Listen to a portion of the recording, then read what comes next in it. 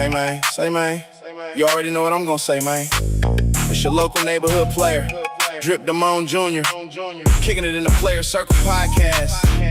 But we don't force nothing. If it don't fit, it don't sit. No squares in the circle. Hey man, today man, run that. No squares in the circle, nah, we don't do that. Player Circle stamp, yeah, you knew that. Drip Damone Jr. Bring the groove back, talk slick, play it cool. Let the truth snap, circle tight. Game right, bay talk, all night. Stay sharp, move clean. No squares on the team. Player Circle, tap in. Yeah, that I mean. Talk light, go dumb, light on me. And let's go. Hey man, say man, you already know what I'm gonna say, man. It's your local neighborhood player, Drip Damone Jr. kicking in the Player Circle podcast. We don't try to fit a square into a circle. And hey man, today man, we here with a very special guest, a very special player, man. Talk to me, I talk back, man. Who we here with? I'm Jake. One Take Jake the Snake. You know, Mac Dre's right-hand man, little brother. Managed him for a minute, helped him do music. Mainly was with him probably more than any other human for probably 5-6 years straight. So, okay, One Take Jake, man. Where you from, man? What's your upbringing like, man? How did you come to be the man that became Mac Dre's right-hand man? basically, I grew up in the Bay Area. I was born in Hayward. Family lived in San Leandro, Washington Manor. Moved to Dublin when I was 7, and then went to elementary school in Dublin. Went to junior high in Dublin, high school went to Dublin High. Got out of high school. My parents ended up moving from Dublin to El Dorado Hills in '97-ish, and I was back and forth until I ended up going up there about '98 fully and staying up there. Okay, so how did you get into music? What was your music upbringing? What was some of your favorites in music? You grew up in the Bay Area, so who was you growing up listening to? How did you get into music? And what led you to become One Take Jake that ended up coming in contact with the greatest musician the Bay has ever seen, Mac motherfucking Dre? How do you go from little Jake growing up in Dublin to hanging out with possibly the coolest cat anyone's ever seen out here? Right. That was destiny, I feel. Everything's meant to be. I don't believe in coincidences. So I grew up playing sports. Football was a quarterback. I forget which friend of mine it was. So we were listening to NWA, Eazy-E, Ice Cube, and all them, and some hip hop growing up. So this is probably about 10, 11 years old. I got introduced to my first Too Short tape. So Too Short, Born to Mac album. Then I was turned down on gangster rap. Right then, I loved it. So then I'm always bumping that shit to football practice. My mom was like, "What you listening to? I hear it. Give me your headphones." And oh man, she take my Too Short tape out, strip it out, throw it out the window. Tear all the strings out. Feel me? Yeah, pull all this stuff out, man. I'm like, man, come on, mom. Oh, that's my favorite. How am I gonna get another one? I don't even. They weren't even selling to kids back then. So you got they was mature on your right, you couldn't even listen to it. Right. So then then I heard Mac Dre was like 1990. So I had to be like, okay, so 90. Yeah, I'm trying to. So 90, I was. Yeah. I'm born. So that's how old was I in 90? So 13 years old. Okay.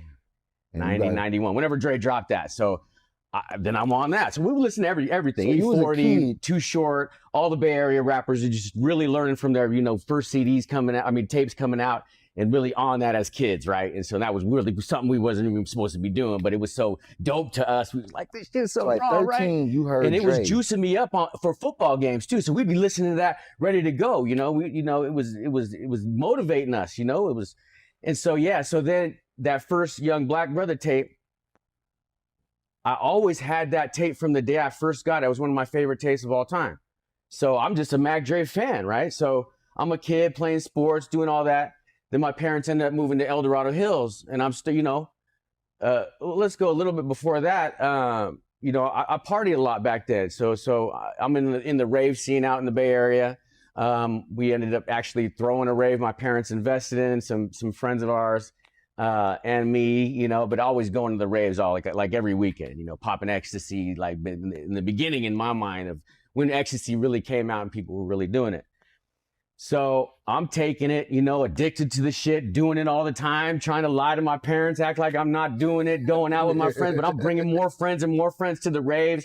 We doing raves in San Francisco, Oakland, all the way down to Santa Cruz. And so, you know, but religiously every weekend. So, you know, popping ecstasy, doing whatever, you know, being stupid kids, you know. So then I was addicted to the shit. So I ended up having to get off the ecstasy.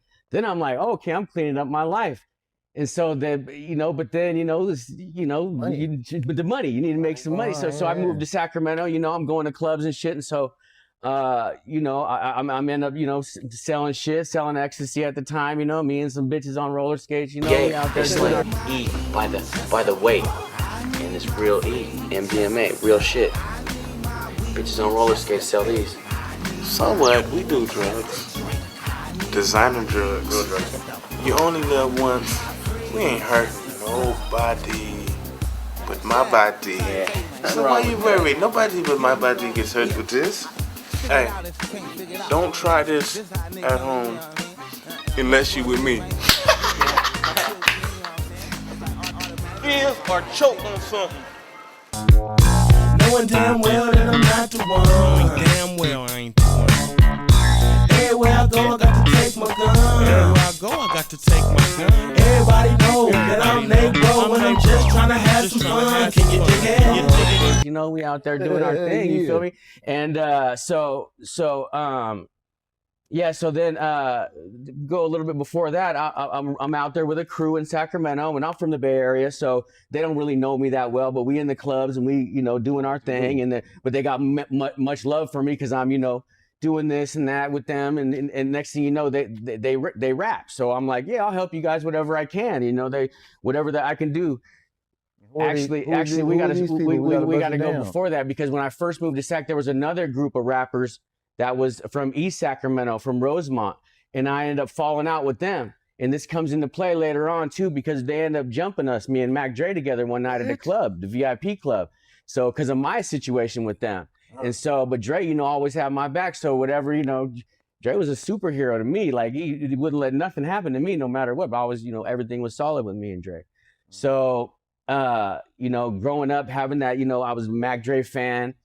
And then, you know, doing these dealings with different people around town, and, you know, maybe falling out over this situation, that situation. That's 97, 98. 97, 98. Yeah. So he probably been home, what, at this time? He did another stint for a year. They put him back in the same cell that they took him from in Lompoc for smoking a blunt. What? Yeah, so after he got out in 95, 96, yeah. 95, 96. I think it was like a year later, he violated smoking weed, and then they sent him back to the same cell that he was in for another year. And then I met him after that. So we did a total of 6 years, and I never. Yeah, 6, 5 plus 1. Yep. Damn. Yep. All right, so he come home. Yep, he come home. At this time, you got this going on. Yeah, I got this going on. So I'm basically trying to manage these little rappers and shit, and then we end up falling out. And I go back to the same club we was all gurping at, selling thizzes, and standing my ground. And we heard Mac Dre was in town. Right before that, I ended up meeting Molly Mall.